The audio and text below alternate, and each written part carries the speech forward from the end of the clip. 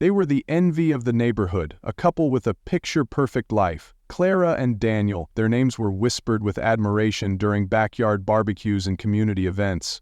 Everyone thought they had it all: love, success, and the kind of happiness that seemed untouchable. But behind the manicured lawn and perfectly painted picket fence lay a secret so dark it would shake the entire neighborhood to its core. One fateful night, everything changed forever. New Zealand. What drives a person to commit the ultimate betrayal? Is it the slow, agonizing drip of heartbreak and neglect? Or is it something far darker that hides in the shadows of the human mind? How does love, the emotion we're told conquers all, turn into a deadly obsession that destroys everything in its path? This is not just a story of a relationship gone wrong. It's a story of how a carefully curated life can unravel in the most horrifying way imaginable. Before we unravel this chilling tale of passion, secrets, and crime, don't forget to like this video for more shocking stories of love gone wrong. Brace yourself for a journey into the depths of betrayal, deceit, and the unimaginable lengths one person will go to keep their darkest secret buried. Literally, Clara had an air of effortless perfection about her. She was the type of woman who could whip up a gourmet meal while simultaneously planning the neighborhood's next charity event. Everyone loved her, or at least, they loved the image she presented. Behind the scenes, however, Clara carried the weight of immense insecurity. Every smile, every perfectly planned brunch was her way of proving, to herself and to others, that she was worthy of admiration. Growing up in a modest household where appearances meant everything, Clara had learned early on that perfection was not a goal, it was a necessity. Her immaculate house, her tailored dresses, her warm but calculated charm, all of it was her armor against the fear of being seen as ordinary, or worse, a failure. Then came Daniel. With his easy smile and natural charisma, he swept Clara off her feet in a way no one ever had. He was everything she had dreamed of: successful, handsome, and effortlessly charming. Daniel worked a high-powered corporate job and had a knack for lighting up any room he walked into. Their love story began as a whirlwind romance, the kind you'd read about in novels. Romantic weekend getaways, late-night talks that stretched until sunrise, and grand declarations of love that made Clara feel like she was living in a fairy tale. To the outside world, they were the epitome of relationship goals. Neighbors whispered about their undeniable chemistry, envying the life they seemed to share. Together, Clara and Daniel became the social darlings of their suburban neighborhood. Their backyard, with its lush garden, twinkling fairy lights, and pristine patio, became the heart of the community. Barbecues, cocktail parties, and holiday celebrations were regular occurrences, and every event seemed like a scene straight out of a magazine. People marveled at how in sync they were, how Clara always seemed to know exactly what Daniel needed before he even asked. But if you looked closely, closer than anyone dared, you'd see the tiny cracks forming beneath the polished surface. Behind closed doors, Clara began to sense a shift. Daniel, once attentive and affectionate, started coming home later and later. He seemed distracted, his phone always just out of her reach. The man who once looked at her like she was the center of his universe now barely met her gaze. Clara's carefully curated world began to feel like it was teetering on the edge of collapse. But she couldn't let anyone see her fear. Instead, she hosted another dinner party, another perfect evening where the wine flowed freely and laughter echoed into the night. All the while, she smiled through the growing void between her and Daniel, hoping, praying, that it was all in her head. It started with a notification, a soft ding from Daniel's phone, left carelessly on the kitchen counter. Clara hadn't meant to invade his privacy, but her curiosity got the better of her.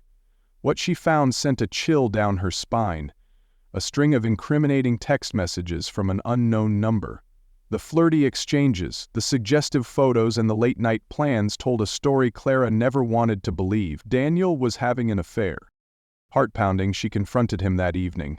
At first, Daniel brushed it off, laughing nervously and claiming it was a harmless misunderstanding. When Clara pressed, his tone shifted.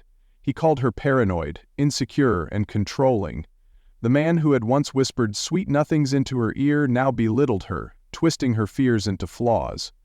"You're imagining things," he snapped, his voice dripping with condescension. Do you have any idea how crazy you sound right now?" But Clara wasn't crazy. She wasn't imagining the long hours at work that never added up, the sudden need to shower as soon as he got home, or the faint traces of perfume that didn't belong to her. Her suspicions grew, gnawing at her day and night. She started checking his phone whenever he wasn't looking, digging through his pockets for clues and replaying every interaction in her mind, searching for the truth. Her once pristine appearance began to falter. The woman who hosted perfect dinner parties and always had a kind word for the neighbors now looked haggard and distant. Friends began to whisper about Clara's change in demeanor, but no one knew the storm brewing inside her. Each new piece of evidence felt like a dagger to her heart, and with every denial, Daniel drove it deeper. Clara was unraveling, her world crumbling under the weight of betrayal, and as her pain turned to anger, she began to realize she wasn't just fighting for her marriage, she was fighting for her sanity. Despite the storm raging inside her, Clara refused to let the cracks in her marriage show. Every morning she meticulously painted on her makeup, smoothing away the evidence of sleepless nights and tear-streaked cheeks. She greeted her neighbors with the same warm smile, hosted brunches with perfectly arranged floral centerpieces, and maintained her picture-perfect facade. But every forced laugh and every polite conversation felt like a betrayal of her own reality. Daniel, meanwhile, grew colder with each passing day. His dismissive attitude turned into outright indifference. He stopped making excuses for his late nights, no longer bothering to hide the text messages or the phone calls that Clara knew weren't work. When he was home, he barely acknowledged her, retreating to the den or scrolling through his phone with a smirk that made Clara's blood boil. The weight of pretending began to suffocate her. Clara's days became an endless performance, her nights a cacophony of doubts and anger. She would stare at the ceiling for hours, replaying every argument, every dismissal, and every moment that made her feel like she was losing herself. The once proud woman who thrived on control and order now felt like a shadow of her former self, trapped in a life that was spinning wildly out of her grasp. Clara's anger simmered beneath the surface, growing hotter with each passing day. She resented Daniel for his betrayal, for his lies, and for the cold, calculated way he made her feel invisible. But more than that, she resented herself, for letting it happen, for staying silent, for pretending everything was fine, for allowing her world to crumble while she smiled for the neighbors. And as her anger turned to rage, Clara began to realize that the only way to reclaim her life was to stop pretending and start acting. Clara's world, once so meticulously controlled, now felt like a prison.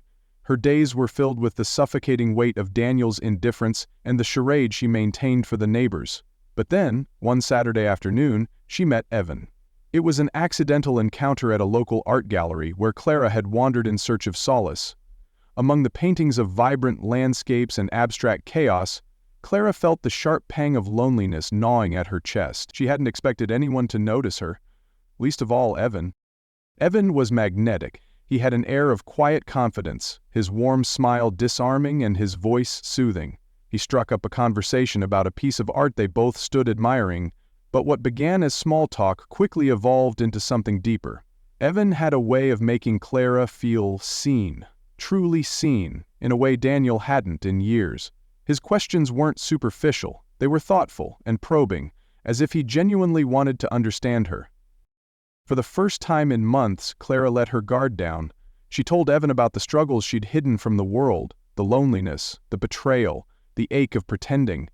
His reaction was nothing like Daniel's. Evan didn't dismiss her feelings or make her feel small.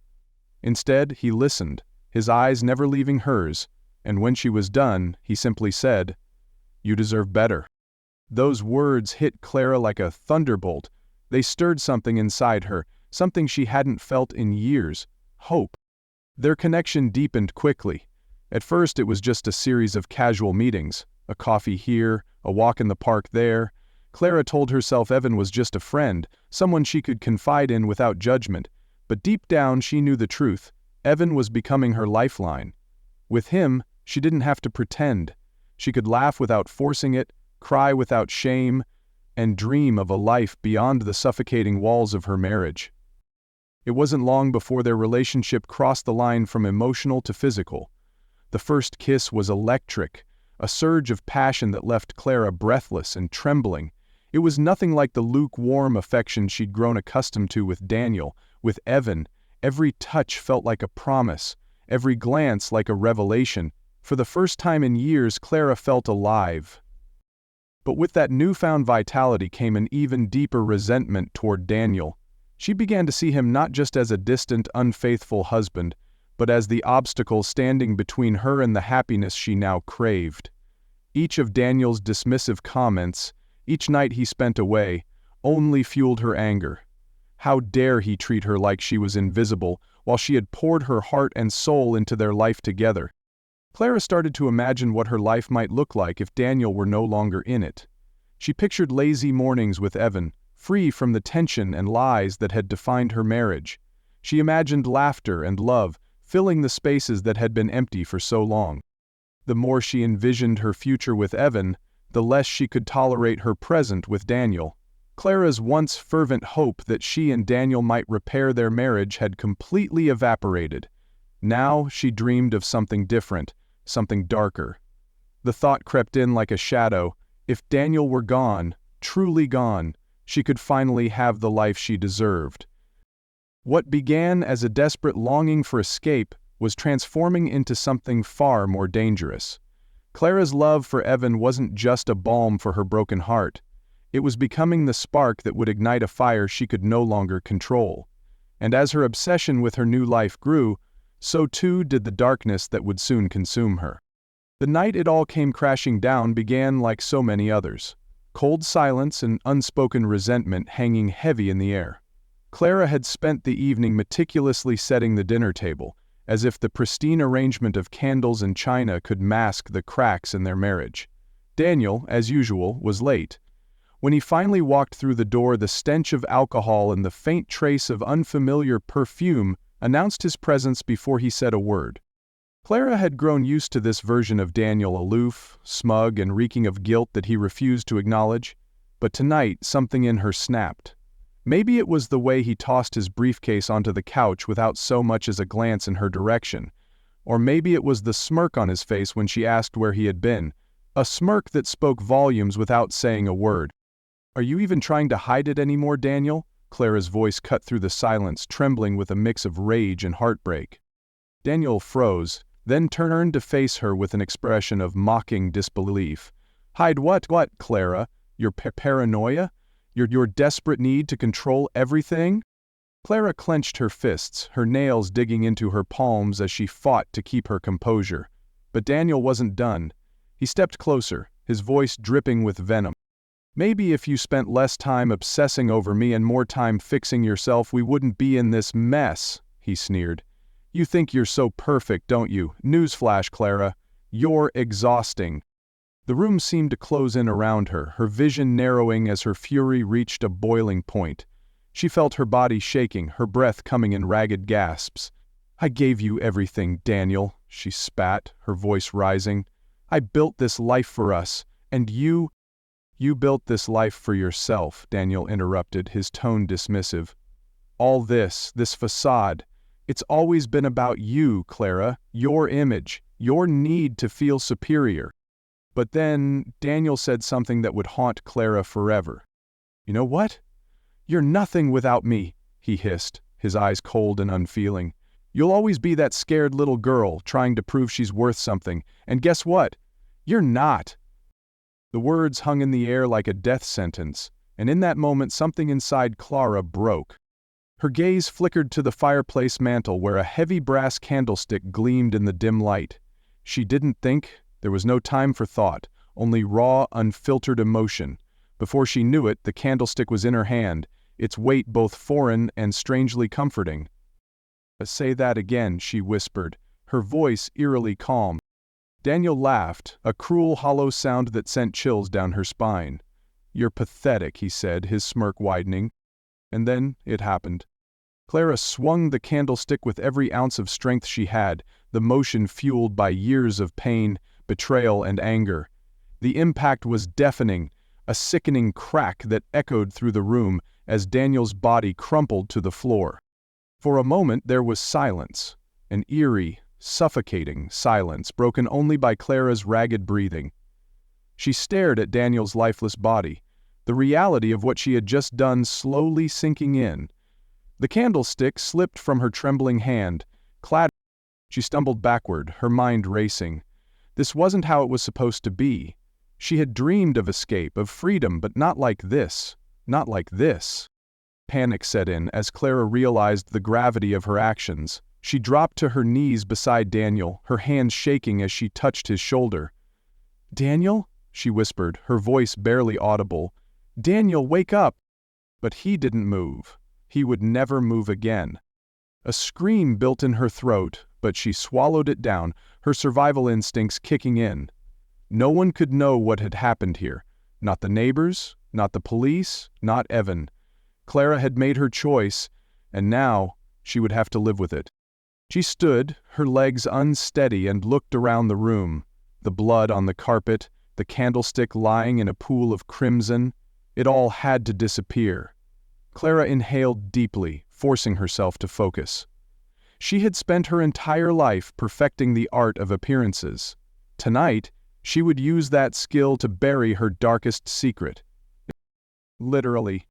Clara stood frozen, her mind a swirling storm of panic and disbelief.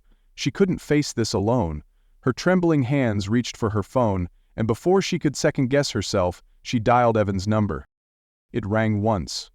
Twice. On the third ring, his familiar voice answered, groggy but concerned. "Clara? It's late, what's going on?" JD checked the time on his phone, going 2 a.m. For a moment she couldn't find the words. Her breath hitched as she fought to keep from breaking down. "Evan, I need you. Please, come over. It's an emergency." There was a long pause. "Clara, what's wrong?" he asked, his tone sharpening with worry. "I can't explain over the phone. Just hurry." Within 20 minutes, Evan was at her door, his hair disheveled, and his expression a mix of confusion and dread.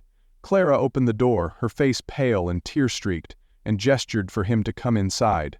She couldn't bring herself to speak, instead silently leading him into the living room where Daniel's lifeless body lay. Evan froze, his eyes widening as the reality of the situation hit him like a freight train. "Clara," he whispered, his voice barely audible. "What have you done?" "It was an accident," she said quickly, her words tumbling out in a frantic rush. "We were fighting and he said things, and I didn't mean to." Evan ran a hand through his hair, his breathing heavy as he tried to process what he was seeing. "Clara, this is serious. This is—" "I know," she snapped, her voice cracking. "I know what it is, Evan. But I didn't have a choice. I didn't mean for this to happen."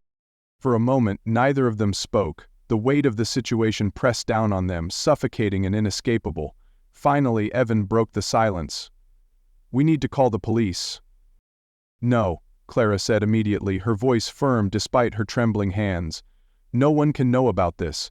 If they find out, I'll lose everything. My life, my reputation, everything." Evan hesitated, his eyes searching hers for any sign of reason, but all he saw was desperation. "Clara," he said softly, "this isn't something we can just hide."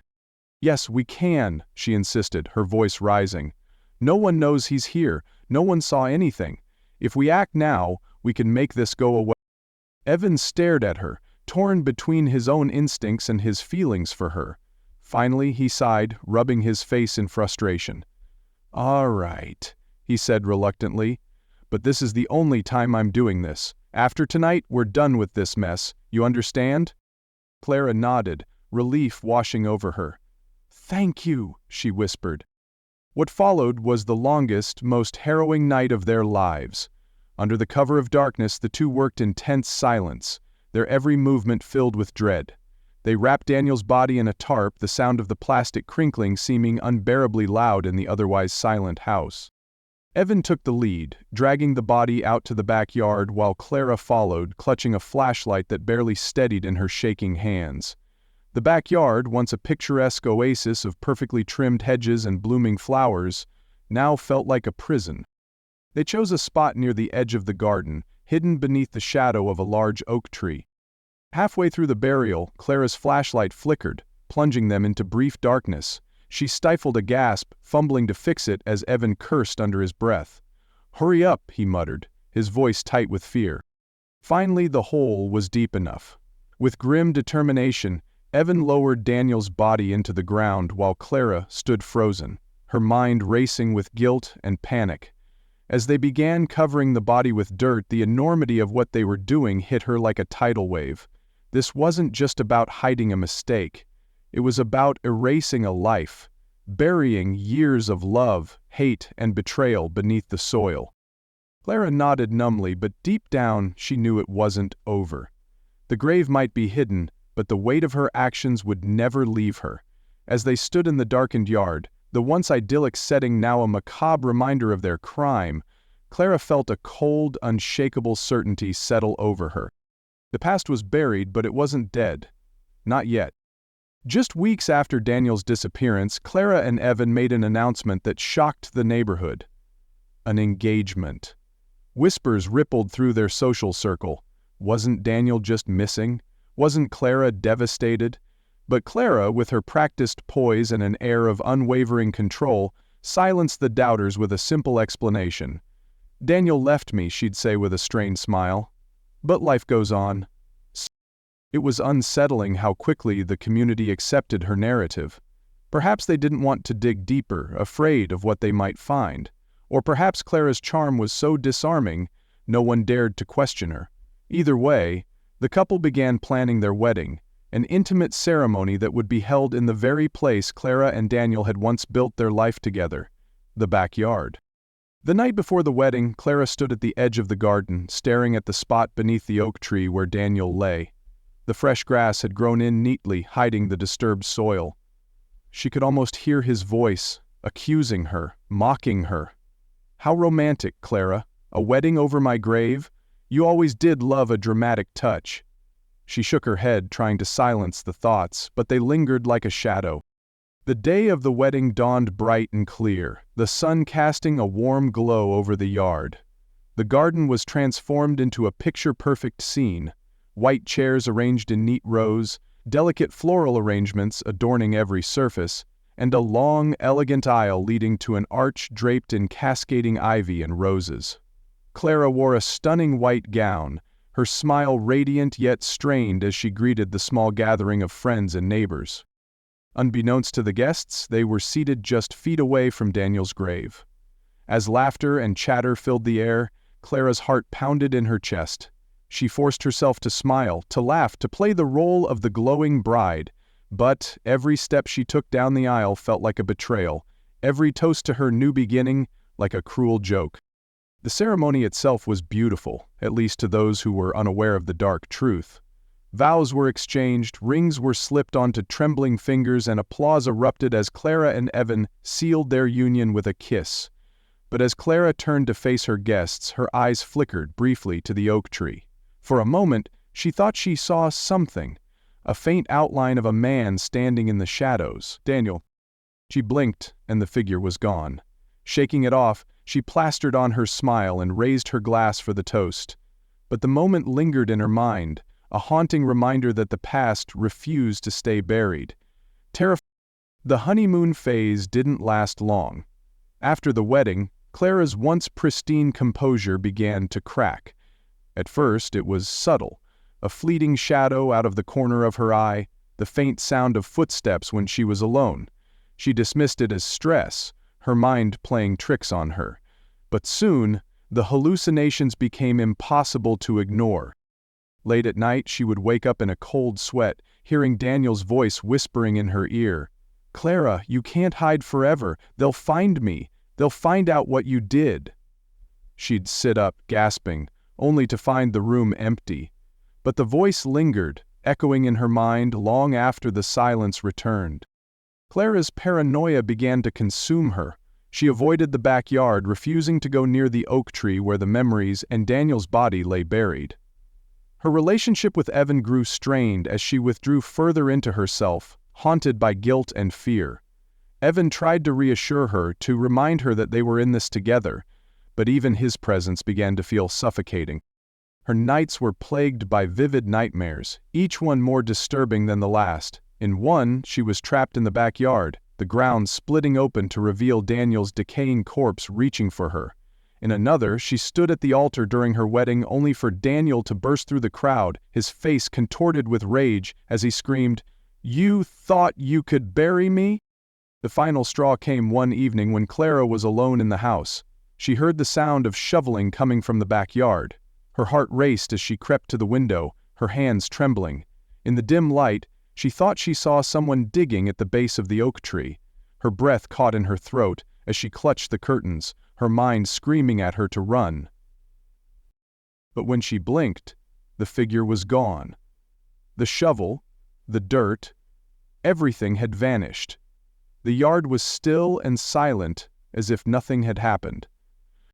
She had thought she could bury her past, but now it was clear the past wouldn't stay buried, not this time. Every neighborhood has one, the nosy neighbor who watches everything from behind their curtains, keeping tabs on everyone's business. For Clara, that person was Mrs. Gertrude, an elderly widow who lived alone 2 houses down.